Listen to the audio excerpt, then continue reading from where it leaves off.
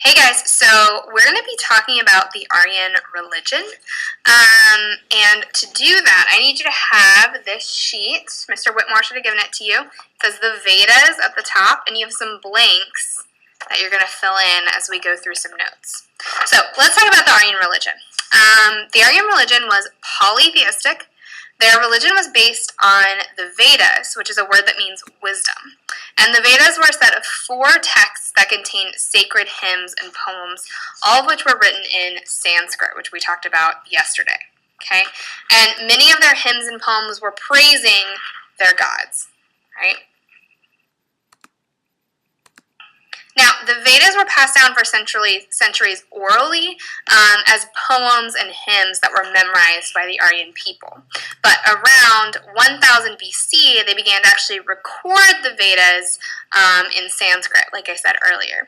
And the Aryans believed that the Vedas were recorded by ancient sages and prophets who were inspired by the gods. So they believed that these poems, these stories, these hymns actually came from inspiration from the gods. Now, here's a list of some of their main gods, so you can kind of get an idea. Indra was the god of war and thunderstorms. Agni was the god of fire and wisdom. The Ashvins were twin gods, representing the sunrise and sunset. Varuna was the god of rain, water, and the oceans. Mitra was the god of peace and friendship. Vayu was the god of the winds. Surya was the sun god. And there are tons more. This is a very short list. Now, what we're going to do, keep looking at your paper.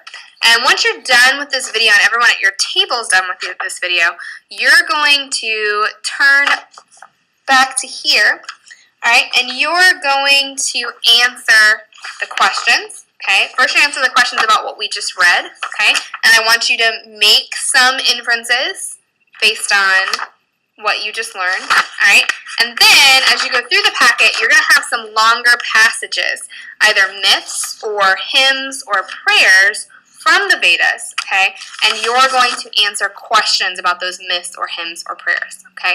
Now, Mr. Whitmore is going to be collecting these when you're done, so make sure you're doing your best work, right, and going through it slowly and carefully and really thinking about it. Some of them will be a little hard to read, but you need to really, try to figure it out, work with the people at your table, see if you can all figure out what these things are trying to say, okay? All right, so have a good time. And when you're done with all of this, I want you to spend some time studying.